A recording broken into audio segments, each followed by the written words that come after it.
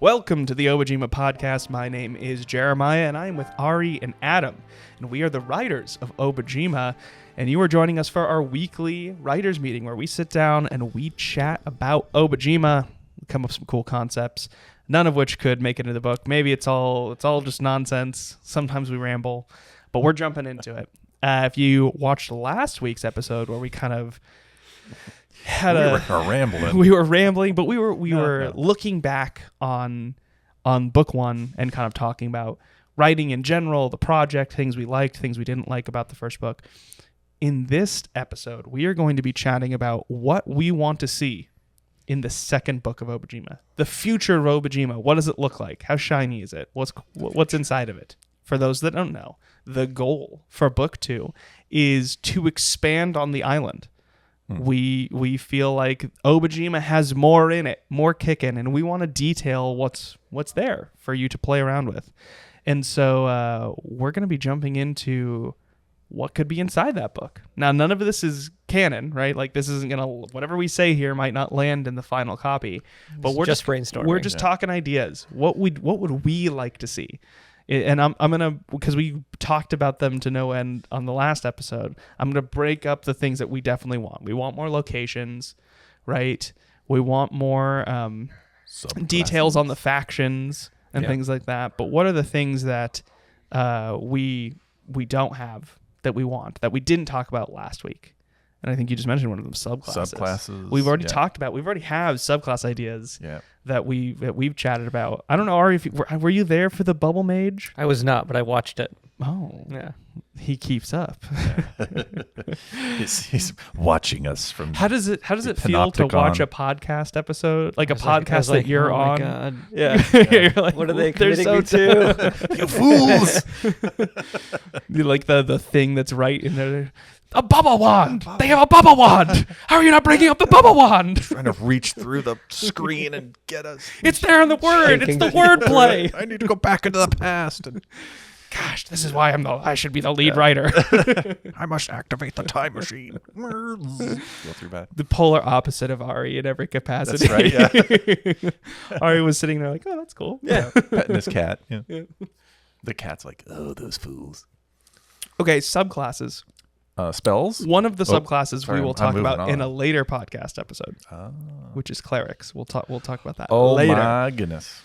There's a hubbub. But a brewing. I think there's enough room in the subclass space for us to generate at least one more subclass of every character type, right? It'd be fun. Yeah. Let's do it. I think rangers are low-hanging fruit, considering the last one we really dived corruption heavy. There's plenty of other ranger options. Yep. I would love to see a ranger that's like on the opposite of the spectrum when it comes to like one ranger's sick and dying, the other one likes to cuddle. like healthy cuddler. A healthy cuddler, and he talks to his parents. Yeah. and he's really kind to animals. And he's loved by society. And he's loved by society. And he knits. Yes. The good citizen ranger. Yeah, the good citizen. The crocheting just a ranger. standard average guy. Yep. No, I think that's that's Shoots easy. Needles with it. Oh, that's not a good citizen. That's right. Oh man! But maybe he shoots them, but it like knits as it goes through the air and creates toys for kids. Is this Santa mythology? Yeah, this is. I think on the level of subclasses to put in the book, I actually think the hardest, the most difficult to create is warlocks, because in the previous warlock that we created, we kind of built this general like, this is what it looks like if a spirit was your patron. So I have an idea. Because I also was like, before you said warlock, I was like warlocks, because warlocks come with world building, right? Like, okay, it's all about the patron, right? So there's an additional piece that comes with it. I mean, clerics have a similar issue, but warlocks, well, what new patron? Is there a way? I don't know if we want to get into subclasses right now. We can. We've got time. It's kind of like writing a birthday card or a birthday sign. We're starting with a big B. We got plenty of time to talk to. If we could save it for later. No. Let's. Okay. It's on the tip of your tongue. Let's talk about it. What if we do something a little bit different, where the patron this time around is the coven, right? So like there's some amount of power that the coven can channel and dole out to a member of the coven, right? That's crazy. I don't know what that means yet in terms of gameplay. That's cool. But I'm just thinking like conceptually, story wise, what exists in Obojima currently is we have covens already. The Coven Witch Warlock. It's kind of cool. Oh, I'm liking. I mean, I remember a long time ago we were talking about ritual magic and the idea that this is kind of where I was going. Okay, so you got a single mage that can cast a spell, but if you get a group of mages and they all work together to cast a spell, you get this uber powerful spell that takes maybe a day to cast. Yeah, that's super cool. Could be something fun there. The idea of collective casters. I mean, one of the things that often happens with like party compositions is you have like one of everything because you're trying to round out a party, right? But there's always something that's intrigued me, and I haven't done this a lot myself, so this might be a dumb idea. But I always like the idea of having multiples of the same class, and that they get some sort of benefit by doing that, right? So if you have two of the Coven Witches together, and they're the ones who like speak in sync with each other or finish each other's, like there's like this bond that they have as being part of this coven, and when they cast spells, maybe they can do things kind of together.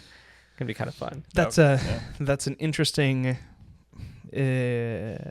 option. That maybe the warlock specifically, and you can kind of build again. You can build this off of what your party looks like, but maybe the warlock gains access to special evocations, like group magic evocations, where it's like, oh, this warlock is useful, and without other casters in the party, this is how you would build them. But the moment there are other casters, you have the options through evocations to have this like group magic effect. That's cool. I like fun. That kind of stuff. I haven't seen that before. It also feels flavorful to like the story of warlocks already. Like when people think of warlocks, there's often kind of a witchy vibe with warlocks anyway, and I think this kind of doubles down on that. I think it's like the idea, the power of three. Yeah. Like the like green hags. The hag covens and the witch covens. It's like there's this, and I think I remember a long time ago in the day. Ari, you had always come up, wanted to do these like combo techniques with like, classes could combo off of each other. If anybody's played Chrono Trigger, they did a lot of like the combo, like tandem kind of abilities. Yeah. And that's something I've always really liked. Yeah. Like the fastball special for the X-Men. Every time. That's always the example. So, I feel like you could... we could kind of really do a system in Obojima. You could do a system that's all reactions, right? Because that's a pre-built generated system within D&D, where it's like, all reactions have a catalyst. So maybe it's just like the catalyst. Here are reactions that you can take if you take this feat or if you take this thing or whatever. And whenever a catalyst pops up, you can use your reaction to add an oomph to it. Yeah. Interesting. It's like the warlock was piggybacking off of certain things, but you could also just do this across the different subclasses this time around. I mean, I don't know how complex we can make it, or like where the line is before it becomes too complex. But I'm thinking of like, if I'm a warlock that has this ability to combo with my party, that let's say I combo with a corruption ranger, I get a certain thing. If I combo with a druid, I get a certain thing. If I combo with the paladin of the river, it's like I get a certain thing. And it's like, because you could do it by subclasses, or you could also do it by school of whatever spell that is. So then like you could specialize in certain like an evocation. So something like that. It could be cool. I mean, I think there's something there, and I also love the idea, just story wise, of being like, if you're driven out of your coven for some reason, and you're almost like a Ronin warlock all of a sudden, who can now, you're looking for another patron kind of thing, which is always, I personally think that in terms of warlocks, that's always a fun thing to do. It's like, what happens if your relationship with your patron, doesn't go well? And I think that it makes that experience kind of like a living experience instead of just like just mechanics, right? Yeah. Like I get my power from this entity, but what if they decide for one reason or another to, not honor the deal? Yeah. I think this is a podcast episode in itself. I agree. Anyway, and we should jump to the next put topic. a pin in it. Yeah. Put a pin in it. Maybe that's the next thing we talk about. Back on track. Back on track. Book Subclasses. 2. Subclass. Okay. Subclasses, locations. Spells. I think there's spells. plenty of magic for us to still dive into. I think, I think we could fill half the book with bubble magic. Bubble and pumpkin related magic. The way we are with random tables and multi-armed monsters, Jeremiah is with I know, bubble it's magic. true. Some pumpkins. Really quick, let me just say, I say pumpkin, and Yes. apparently I've been told many times on TikTok that I'm a monster for that, and I should be saying pumpkin. Pumpkin. That is true. Hey, Pumpkin. it is what it is. But you can say punkin' chunkin'. There it is. Because that's where they throw or they shoot them out of the cannons. Yeah, cannons. It's and pumpkin chunk. Pumpkin. pumpkin chunkin. Pumpkin chunkin. Pumpkin chunkin'. Yo. I'm gonna say pumpkin incorrectly for the dawn of time, and love that's it. how it is. That's my life. That's a cool quirk I have. No. It's character development. Yeah. You be you, man. I am. It's an affectation. It is. I think the other things we were talking about outside of locations, I think expanding on locations. Yatterman deserves its own chapter. I want a just map. does. Yes. Yatterman deserves Street level. 15 to 20 pages dedicated to it. Yeah. It just is too big. It's cool. And also to explore what it means to live in a first age city. Like there's weird things that can happen. Like first age, we've hinted at that first age cities have weird magic effects. Yeah. What are some of the specifics? It's like that could be really fun and interesting. So yeah. I would love it. I would love more information on the regions. Get into the regions a little bit more. I would love to. Sorry, what do you mean by like just at the regional level? Yeah, we have, I think, paragraph descriptors of each region. I would love to get more into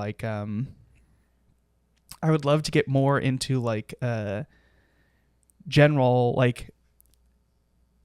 what is canonically in world, how do people feel about the regions, what how heavy are I would like Gale Fields, what's going on what's going on in the Gale Fields. I feel like we kind of talk about it a little bit, but then it kind of feels like this big empty space that a lot of people are like, well, we don't go in there too much because howlers are there and only merchants and we've hinted that the Nakadama capital was there, right? Yeah, I feel like I would love to just go in and maybe talk about some history.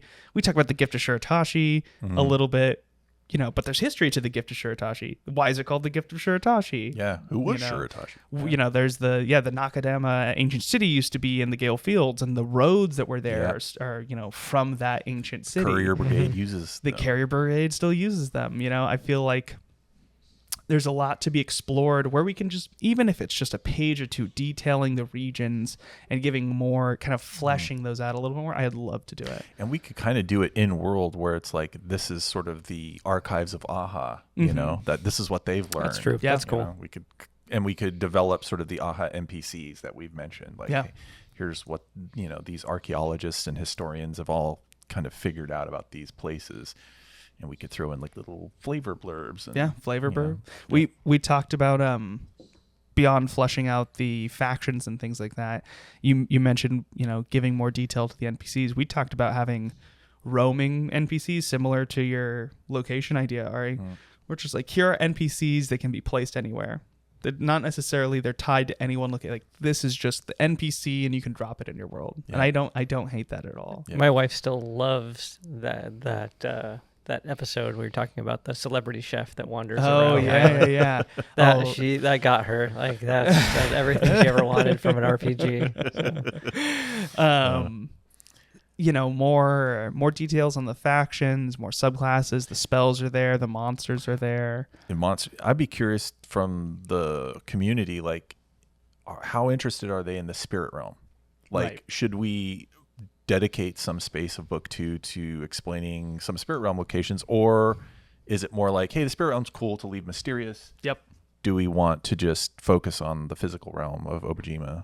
I mean, if there's an outcry like, yes, we want it, all right, then cool. But if there people are like, but you have to ask the question, because if you just say, do you want this? The answer is always yes. Yes, because I want true. more. Do you want this or this? Yeah. Which one do you want more? Yeah, because yes, if we dedicate 10 pages to the spirit realm, you are getting 10 less pages of Yadaman. Yeah.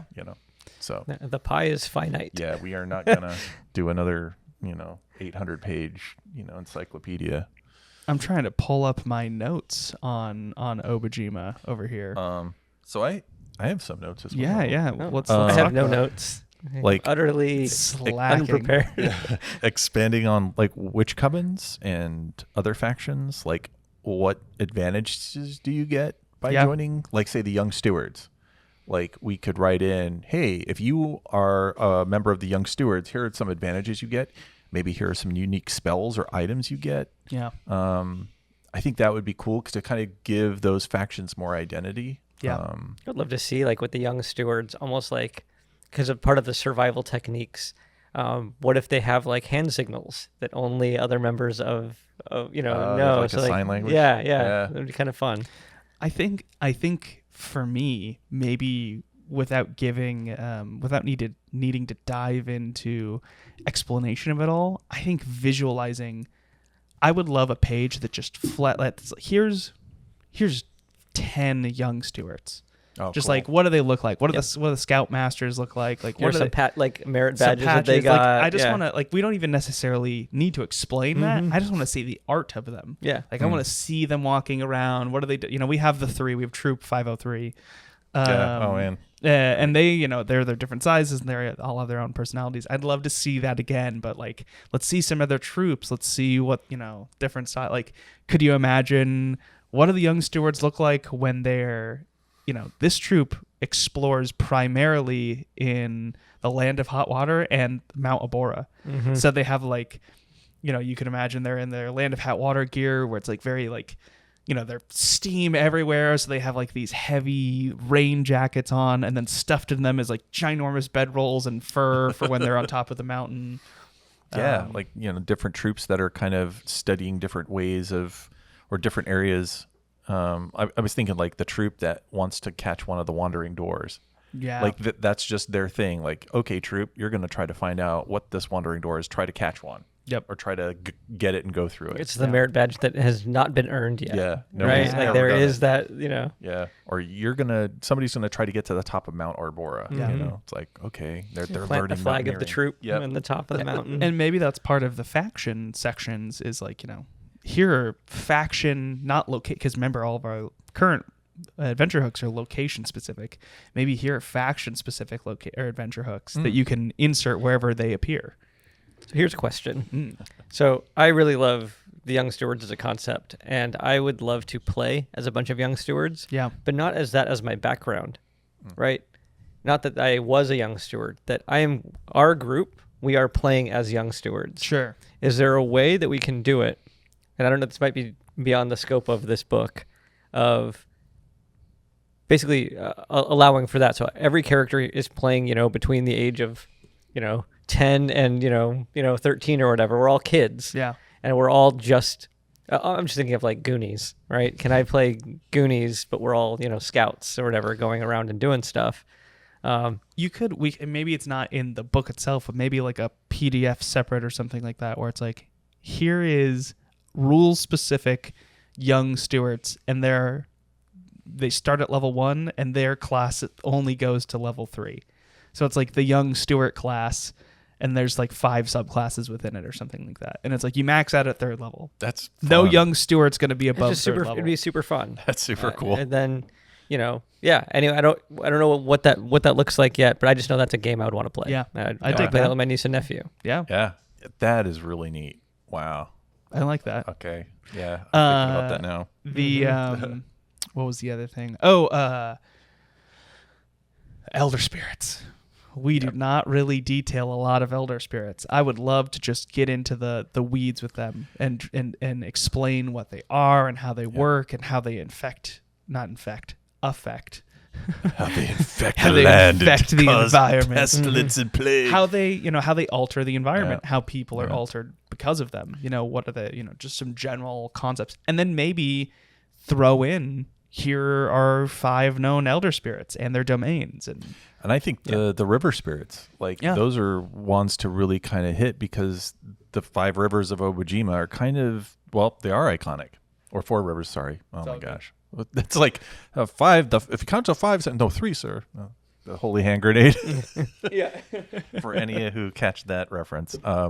But yeah, so we've got the 4 rivers and the elder spirits that run them. But it's like there's a lot of information that can be told about those different rivers, who lives on them, are there particular monsters in these rivers, or creatures, are there portals to the spirit realm? I think the whole spirit ecosystem could be explored more, just like what spirits mean, and elder spirits on down, right? Like what also thinking like each river having a like its own sort of theme to it.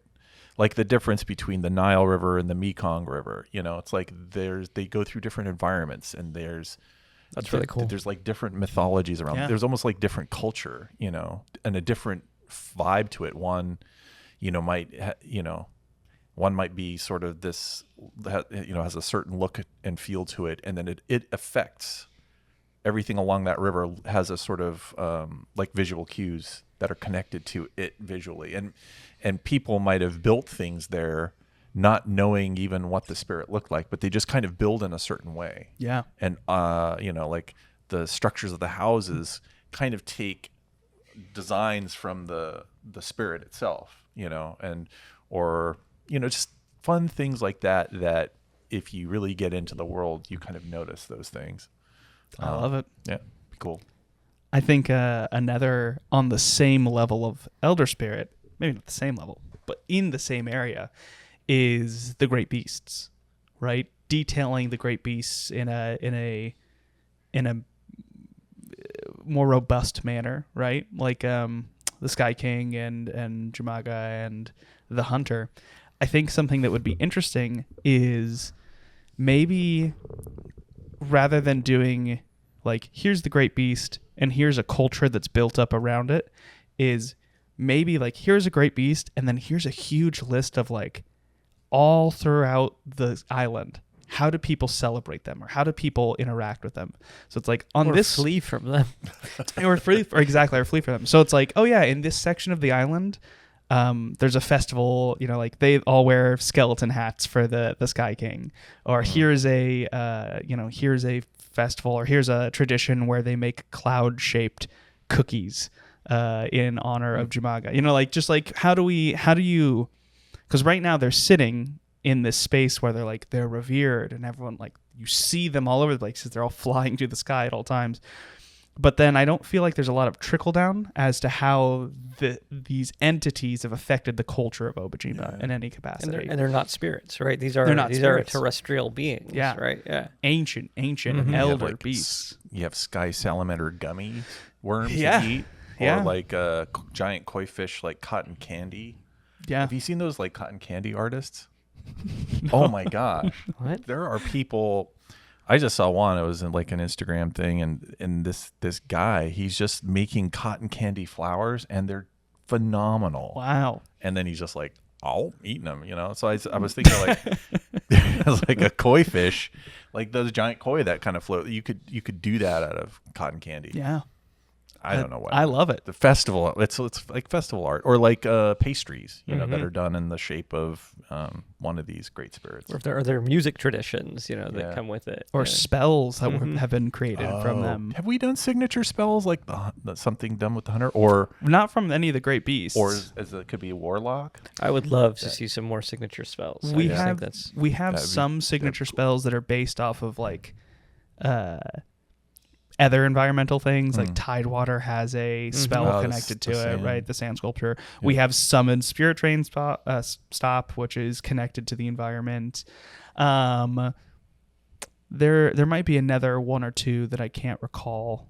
I mean, we could build in some history to the spells. I kind of love that. There's I think it's like not retreat. What is it?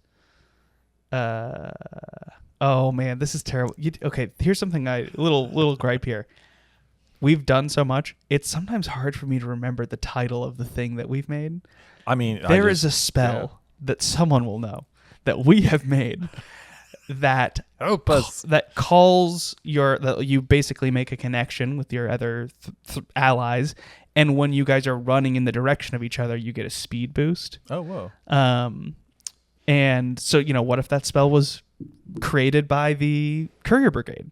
And it's like, oh yeah, when you're running through, like, we always have we cast it on this person, they're the fastest, and we're just trying to keep up with them. Drafting on, yeah. I think we could maybe tie some of these new spells into the history, and I love tying them to the Great Beast and some of the Elder Spirits. I mean, what if you found a feather from the hunter, or you found if the Sky King looks shark-like, maybe it's shedding teeth. Like, if you found a tooth of the Sky King, or if you got a scale of Jumaga, or like, what would that be? It's like that item, or a spell focus, or, I mean, who knows? That could be cool. What could be interesting is we talk about. I don't guess we don't necessarily talk about it in the book too much, but when one of the great beasts dies, another great beast is summoned, like it's born into existence, and not like the same beast, a different beast. Yeah, totally different. And so, what if there was a city or a location or a faction or whatever that is living inside of or is based on the remnants of the domain of a fallen beast? I love this. Like the roost really cool. of a fallen beast. I would imagine going into a place that you go into, like, maybe it was a cave dwelling at some point, and it starts off, there are cave paintings of older great beasts. Over time, these like paintings become more sophisticated. Yeah. But it's basically this record of all these older, like all of the great beasts. This feels to me like a faction, because like, imagine way back in the past, obviously these beasts have been around maybe since the first age. What if there's a faction of people that throughout the centuries and millennia, they were the ones that when a great beast fell, they recovered the body and buried it somewhere secret. And you could find these places as like dungeons. This burial mound. That's pretty cool. And then, one of the things is like, you want to go explore it because you might be able to get a relic from it. Yeah. The other thing is you go there, but it might also be frowned upon. It might be sort of like, cutting down wood from the wandering forest. Like, there's some cultures that would in Obojima that are like, hey, don't do that. That these things are sacred. It could be kind of like, you don't go to these places. And then it's just up for the players if they are like, hey, we're Obojimans who kind of, we don't care about that. Like, they also might be trying to get rid of the Sky King, who they think their time has already passed. Yeah. Right? Like, this is not supposed to be something. Yeah. This is not right. Do we tie it into... Okay, I have a little callback here. I'm sorry, Ari, you weren't here for this. Okay. But hopefully you maybe watched or familiar with the Stonefish City episode. Yeah. Who would what not if those remember not remember this? What if those stonefish were once That's awesome. A great beast? Super And cool. so in that episode, we discussed the concept that they're dead. They're not necessarily dead, but they're in stasis. These stonefish have been turned to stone based off of the pearl that they swallowed or whatever it is, or the fruit. I can't remember. What if this faction's the goal is to pull the fish, the fruit out of the fish to resummon them, so they're a great beast. But it's like the thread is there can only be 3 great beasts, and now there's 4, and it's like they're hoping that it sends this, it's a little chaos brewing, and maybe one of the beasts will take out Sky King. Or and I could see them like saying that, the Sky King is skeletonized and it's still holding on to its position. And how dare it? It should fall to the ground and be done with. I could totally imagine this faction or this group or whatever would have their own calendar. They don't, we have our ages based on the civilizations, but instead of saying like this was the, Nakadama age, they're talking about it. This was the age of these 3. Oh, wow. Right. They talk about it like every time one of these great beasts dies, that's the start of a new age defined by the 3 that are there. Yeah. Right. Yeah. So we are right now kind of in the age of the Sky Salamander. because that's the newest one. According to them, yeah. According so to them. by standard reckoning, it's it's the Dara age. Yeah. Right, but for them, this would be the Salamander age. Yeah. It would be cool to have some ex-AHA members inside that have like helped detail they're like how would you know that these are the how do you recognize these ages? And it's like, well, we've uncovered the location of 2 fallen ancient beasts, and from the data that these AHA members have uncovered, they were able to they have made these timestamps based off of, it's like the island is older than we previously thought, right? Things like that. Yeah, neat. It was kind of cool. And there could be like a faction of people, rogues maybe, that are like, they are trying to find these burial sites of these because there's power to be gotten. Sure. And then there's the other faction that is trying to stop them. They're like the Grail Knights in the Indiana Jones movie. They're like protecting these burial chambers, and like only worthy can actually enter it, and you have to go through these. So now it sounds like, here's a new topic, which is not new topic necessarily, but new factions. Not only detailing the existing ones, but what other factions exist within Obojima. Yeah. Is it not? It's probably not just these 5.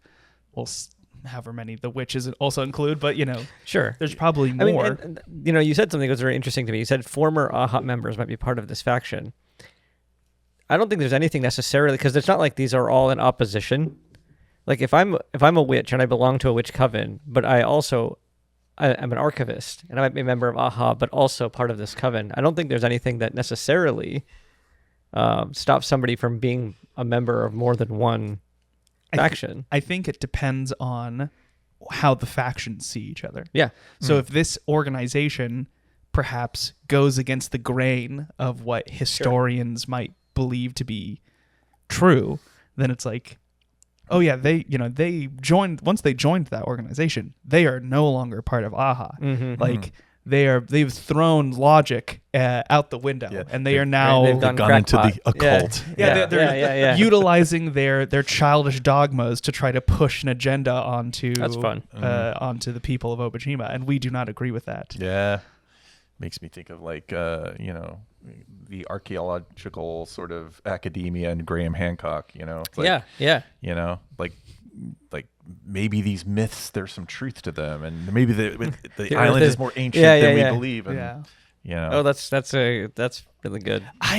Now I kind of want to turn them into like, there's like the general belief on the first stage that AHA has kind of presented to the people, and then there's like the conspiracy, like the offshoot of AHA that's like, they're like, wait a minute. They're like, there's something more afoot. Right. That's all tied to each other. I love that so much. And it's like not a huge organization. Like it's very small. Like I'm almost imagining, they correspond by letters. They don't like have a headquarters. Is it the Yiga clan from? Where you're like, you see one and you're like, you see AHA members all over the place, and then you see one of them and you're like, are you AHA? And they're like, we would never. And it's like, okay, buddy, calm down. He's over there like collecting bottle caps. Like, we gotta get the bottle caps, and you're like, okay, buddy, get your bottle caps and leave me alone. These are fun. Yeah, I like that. I dig it. So the question is, do we put a few factions in there that might be opposing others? Do we add a little tension? I'm Yes. I'm always down with some with tension. I like that. I like I love the idea of throwing in more. I mean, that's the thing we talked about it and never really did it. Was talking about basically brigands, right? Talking about influenced by things like the Yiga clan. Yeah. I think you'd come up with that idea of having some organization that is not just howlers or fish folk. That there are people, among the people of Obojima who are a little bit more nefarious. Yeah. Some like brigand organization that, of course, would be at odds with like the courier brigade, right? They try to set ambushes to steal, Yeah, I mean, we talk about theft within the courier brigade and the fact that they move in groups of 3 to protect themselves, and we always kind of push howlers as like the dangerous ones. Yeah. But there's certainly other people willing to steal. Yeah. And I think Ari put like Rock Rayleigh, and like he's doing this thing, but then also like he's just kind of an ass. There's an underside to it. Yeah. I think the key with all of these factions though is that they're not just purely like, let's say we made a group of brigands that were like stealing. Their goal is, their whole shtick is they're opposing the courier brigades, the postal knights, and they're stealing packages and they're breaking into postal knight boxes, and you're like, oh, these guys, darn you. And then you go and talk to them, and there's maybe in a world you might see their justification for it. There's some other thing, but at the same time you're going about it the wrong way. Like maybe they're looking for a specific item that they think is being delivered or something like that, and that item can help somebody in some way. Like, oh, they're going to save a town, this tiny town you've never heard of in the base of the Blackwater wetlands that you don't know about. They are going to save this town, but they're going to hurt a lot of people to do it. And it's like, well, we want to save the town with you, but you're going about it the wrong way. There could be something like that, Yeah, there could be like a magic item in a temple that, is purported to have healing properties or something. Or, you can grow the grass greener, and maybe some farmers are like, they hire a rogue faction to be like, go steal it for us because we want to fatten our cows, to win the festival. And, it's like, it's a ultimately they're being naughty, but it's not, it's not like they're, murdering people or anything like that. I mean, they're being naughty, they're but being aren't naughty. we all? Yeah, there's just like a little bit of naughtiness there, which I think that's the Obojima level of, badness in this world. It's like you're just naughty. You're a little naughty. Yeah, you're not. I think humans. You're not murdering. I think humans are just a little naughty. But I don't think, and humans, I mean like playable species and ancestries, they're like, I don't think there's a lot of ill intent within the people, the hearts of the people in Obojima. But I do think you can find evil elsewhere. Not evil, but like harsher forms of danger elsewhere. Yeah. I don't think it's often the people that are like, I'm slaughtering the innocent. Yeah, you don't like, have Sauron level badness there. Here. Like even when the courier, let's say this brigade of bandits goes and fights the postal knights, they're not killing them. Certainly, they might tie them on the head. They might tie them up or steal their stuff. Yeah. But they would never. I don't think they would even come to. If they pulled weapons, they'd be like, you like bonking on the head weapons. They'd be like, interesting. Okay. Yeah, because my initial reaction is like, I think that generally that's true. I think that there are, like, I could be wrong here, but like my gut was like, I think that there are individual bad actors who can do that, because what we want to avoid is if the most heavily armed people are the PCs and they're drawing weapons constantly, like they can easily be bullies. Yeah. And so I think like setting things up that are, obviously there are monsters and we have those things that people fight, but I think having, a group like the Yiga clan, I'm using that as the example, as like bandits, I think that's actually really good. Making the roads perilous and that people will exploit that, I think can be good. Not just for monsters, like, and it doesn't have to be like they're all murderers, but like the fact that the Courier Brigade, like they're armed, like they're there to fight bandits, and howlers and whatnot. So, fighting happens, and I think that's cool. I don't think it's like mass slaughter happens a lot. I think if somebody is shot with an arrow, like that's a big deal. Yeah. But I always, I know a lot of people want to roll dice in D&D, like, and I just don't. What I would just caution against the idea of like you feel bad for rolling initiative. I see what you mean. I mean, like if you think of like Mononoke, there's some head chopping in that, head exploding.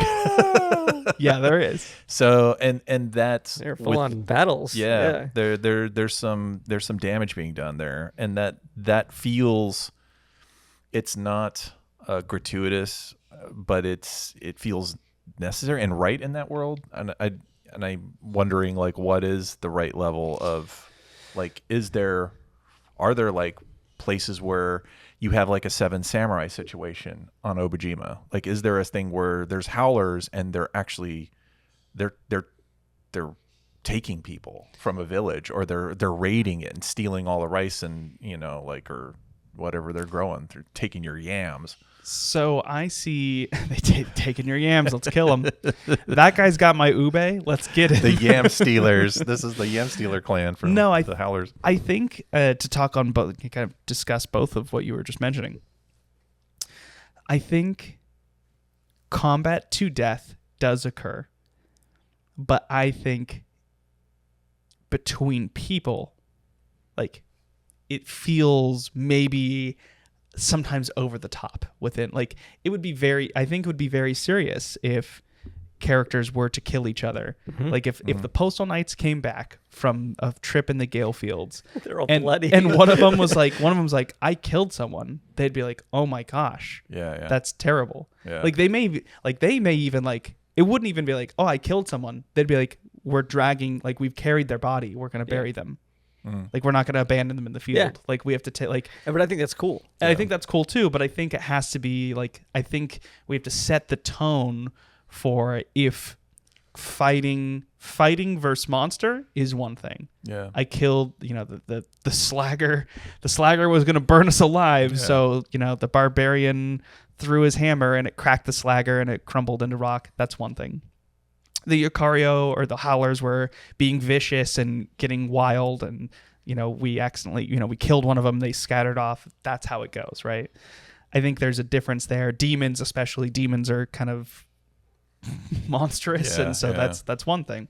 But I think when it comes to killing another person, there should be more, and maybe that's something we're not detailing, maybe that's something we should detail, is combat coming to blows leading to death within Obojima when met with another human or another person of that stature. I think that's important or interesting. And probably built into their stat block is like, hey, when they reach X hit points, they run. or they surrender.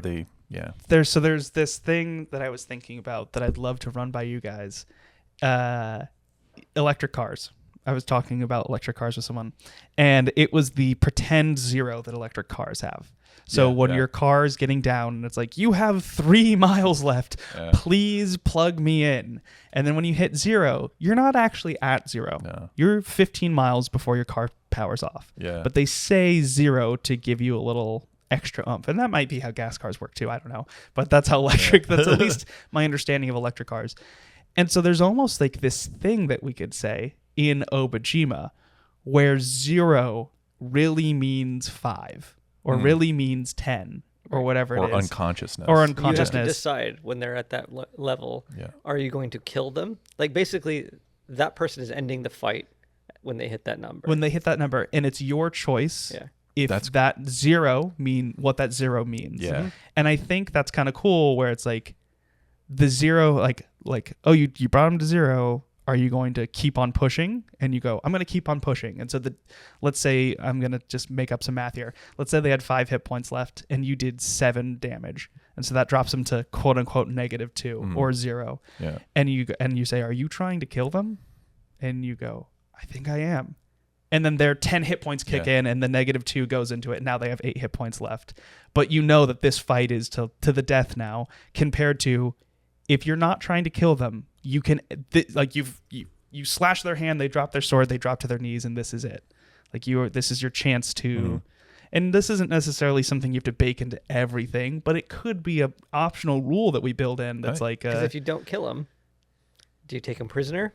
What do you do? Now you have this prisoner. Yeah. Or if they run away, when you camp at night, they might come back. Yeah. Right? They might, or if it's like a person, they go tell people. Yep. You know, and then you go to that town and then Those are all just fun decisions. Yeah. I think that's, I mean, Obojima aside, as we've kind of talked about before on other episodes, like that's just good role playing. Yeah. Because it's ways to succeed if you win that combat, but into more tension. Yeah. Right? Potential more tension. So I'm going to let this person survive, and they're going to, they flee because like you broke their morale, they flee. And now you have to be a little extra careful knowing this group is out there. Yeah. They might try to get you when it's advantageous. Let's say you engage with howlers, and now suddenly arrows start coming in, because like they're taking advantage of the fact that you're engaged, right? You're distracted. You're distracted, or you're sleeping, right? Or if you took prisoners, it's like at some point now somebody has to watch this prisoner, right? And then they're trying to bargain with you. Yeah. I'll give you my prized pie if you let me go. I'll cook you. I'll give you the recipe. I think that's really interesting. It's fun. I would love having some guidance like that in the I book would is good. love to deal combat and what death means. I also think there's also, and we should stop soon because we're past our time. The puck of time. I've reset it so I know how far we've gone. But there's also something interesting too about like you said, if you choose not to kill someone, is there a way like maybe the courier brigade, if bandits come to draw with them, maybe their thing is like we disarm them, we burn their weapons in front of them, we sunder their weapons, and then like they do something like branding or tattooing is hard, but maybe they shave their head, and it's like when a couple of random people wander into town and all of their heads are shaved, they're like dejected. Oh, that's the bandit cut. Yeah. That's the bandit. Yeah. We don't. Well, I don't know if we want to. Maybe the inn's like, look, we'll serve you a bowl of ramen, but maybe it's best to get on. Yeah. And their hair grows back and they can go to banditing again if they want. It's just like a temporary shame, a walk of shame. Yeah, something that's like, we've taken your weapons, we've given you the bandit cut. Maybe when your hair grows back, it gives you enough time to learn about the mistakes you've made, and you can choose a better life. Yeah. Think about your. I just like that. I like a section that details how conflict would occur between groups. I mean, do the courier brigade, are they responsible for are there prisons, like little jail cells, like where they put, naughty people, and you're just like, I think that's great. That's another cool your heels for a while. I mean, that's another thing, right? There could be a misunderstanding where the players are thrown in that jail, right? Or there's somebody who was, or maybe they did something deliberately and they were thrown in jail, right? But now a jail is another location. Yep. I think that's great. Maybe we do the reverse of what they do in the spirit realm, where they send our bandits get sent to the spirit realm, and your demons get sent to the physical.